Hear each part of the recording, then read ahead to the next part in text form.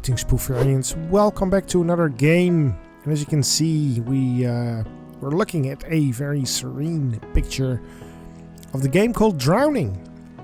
Now, I sound a little bit downish. It's not because I feel sad or something else, but it's about the game. I haven't played it yet. The publisher, Sometimes You, was so kind to give me a key of the game Drowning. And the game itself is about a topic that I kind of kept away from the channel. It sounds a bit harsh. It's not really that I kept it away, but it's a very sensitive subject. Drowning is about someone who is depressed and how he copes with it. At least that's what I know, what I've been told. I know nothing else about the game. I do have my experiences with depression, so I will probably tell you some things about that when I'm playing the game. First of all, we gotta head in.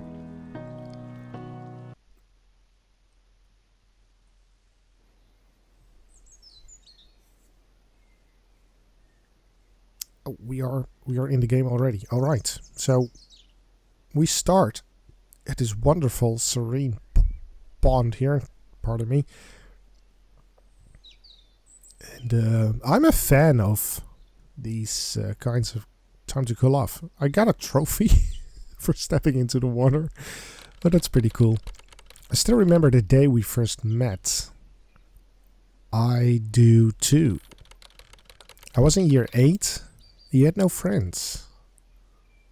Oh, that's sad. Do we follow the pathway? I think we do. While I was alone, you came and sat next to me. Now that's kind of who I turned myself into. Though you never said anything. At least I'm trying to be that person that sits next to a person that's not in place. Is that how I tell it? I hardly recognized you were there. Oh, you are quiet like me. Does that mean introvert, or does that mean really turned inside? Every time I was alone, you would come and visit. Now that's awesome. But you wouldn't say anything. Why? I mean, that's one of the aspects of depression.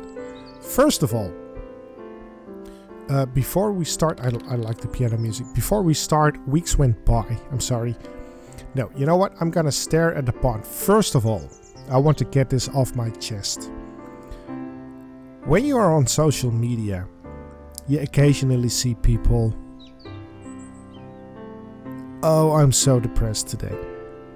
If you're one of those people, please stop doing that, because you are not depressed today.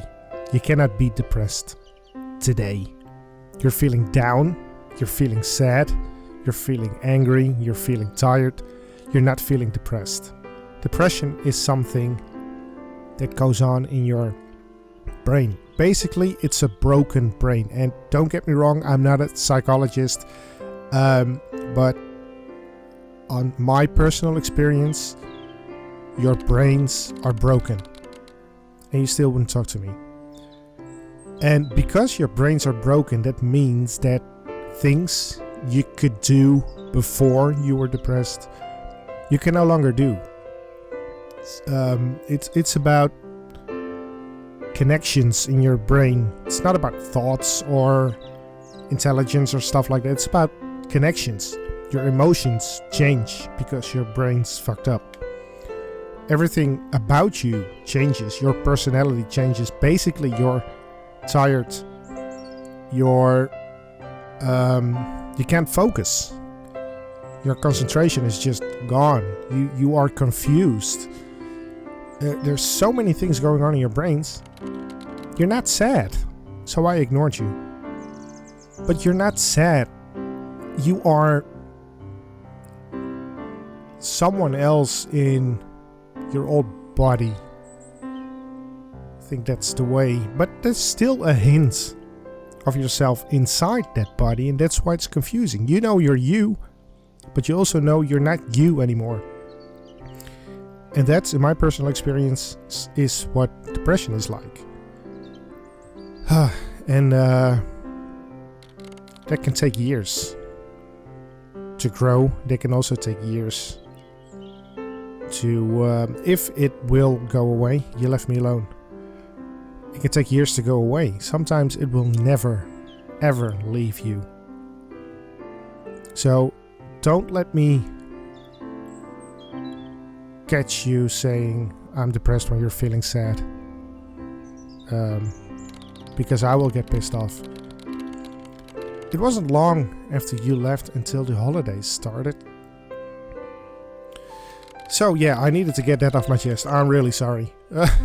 My family decided to go overseas. Aha. So does that mean you went to America? Or does that mean you went to Europe? Or Africa? Or Australia, for that matter? It's my first time on a plane, so I was kind of nervous. I flew a couple of times, but I eventually overcame my fear. That's good to hear. Yeah, this game is gonna be tough. Especially when I'm here to teach you a little life lesson. Good old Poofy with his life lessons. While we were overseas... Oh, also, if I teach you a life lesson, you can do with it whatever you want. If you want to ignore it, fine. If you don't, that's fine too. We mainly did stuff with our family. That's good. Surround yourself with people that make you feel good. It was a lot of fun. Fun is good. Fun is great. I like to have fun. I didn't think life could get any better. Something's about to happen, right? And definitely not worse. Yeah, I really know how that feels. As much as I didn't want to, we had to leave. Why? But all good things must come to an end. Oh. Oh dear. I do like walking in this, on this pathway in the forest. I grew up in a forest. Well, basically in a village. Small village that lies in a national park. So, the forest was like 5 minutes walking away from our house. We arrived home on the last day of the holidays. And I like nature. I really do. I like trees, I like shrubs, I like grass. Life was good. Indeed, I'm describing a life that was good. Right now, I'm not living near the forest anymore. I'm living closer to water. But then school started. And I'm not a water person. I like swimming pools. I don't like nature water. Because it's freaking dirty. Fish pee in there. And you were there. So, hey, they reconnected? But you were different. Different how? You seemed more confident. Well, that's a good thing. Confidence is good. Never be ashamed of your own emotions, by the way. But no one liked you. Why? I didn't understand why exactly. Why? Did something happen? You seemed fine to me.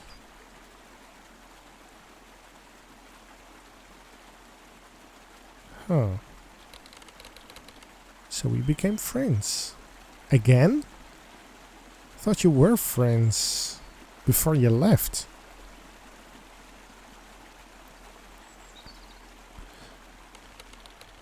Every day you opened up a little more. Well, that's a good thing, that you can connect to someone, that you can relate to someone and talk. Talking is... You start to talk to me. Exactly. Talking is step one. Step one, talk. Find someone to talk to. Vent. We became close. In a romantic way? Or is this just still I mean, the seed has been planted, I guess. Later that week, I told another friend about you.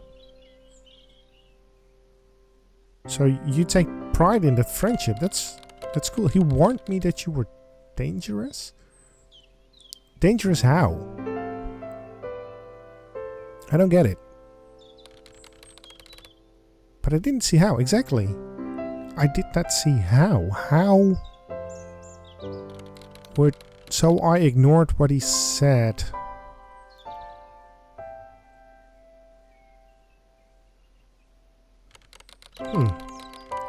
After all, he barely knew you.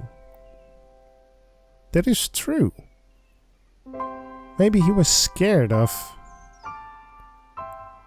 how strong you were. Soon after we became friends.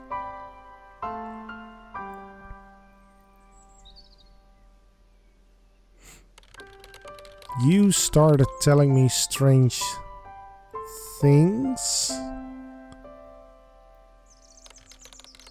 You told me one of my good friends didn't want me as their friend anymore. Is that true? It made no sense. Is that true or is that a lie? Why would you tell me that? So I just ignored you, hoping you would leave me alone. Okay. That's not cool.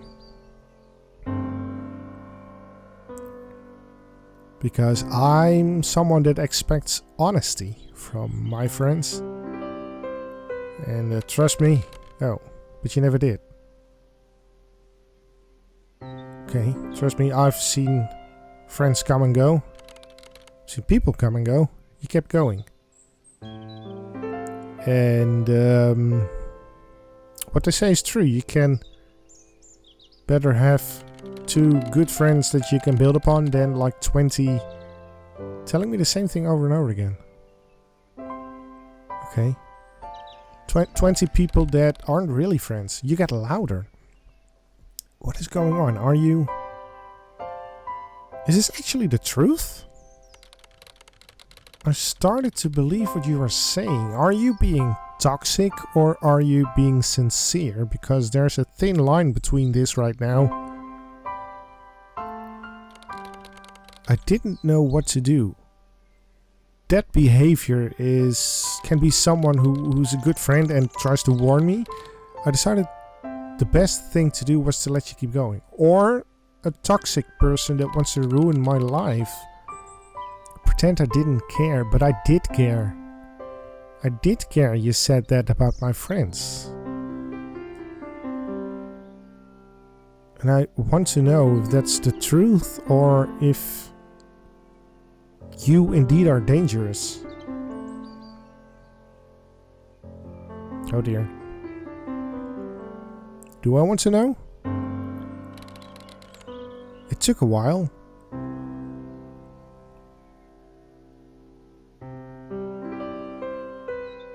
It took a while to... But you eventually became a voice at the back of my head. That's not good. But I couldn't forget what you said.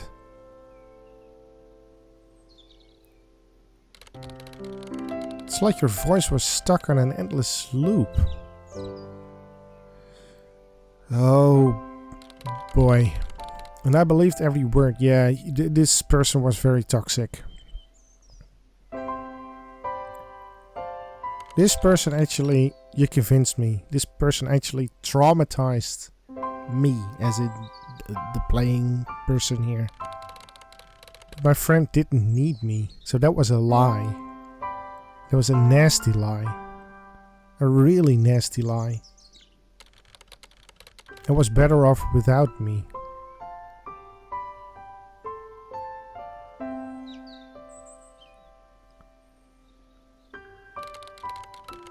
So I naturally distanced myself from him. This is how it started.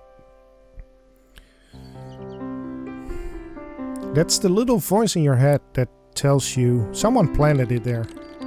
Thinking that was my only option, yeah. Someone planted a seed in my head that...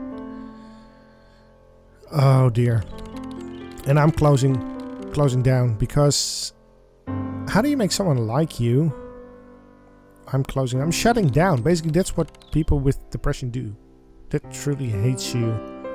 They shut down because indeed they have this voice that they believe whenever he would start a conversation, I would feel sick to my stomach probably. I would purposely see him. Yeah. This is very bad. So he would talk to somebody else. So I pushed him away. But I would like to know, why would you do that? Somebody he really wants to talk to. Why would you brainwash me? Were you jealous or something? Why? It looked like I was being rude. Why would you do this to someone? But I was really doing him a favor. No, you weren't. You thought you were doing him a favor. Why? Saved him the embarrassment of having to talk to me in front of others.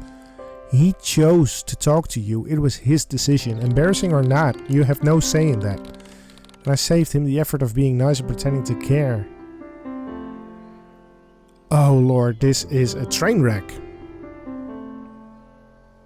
This is a train wreck already. Someone just...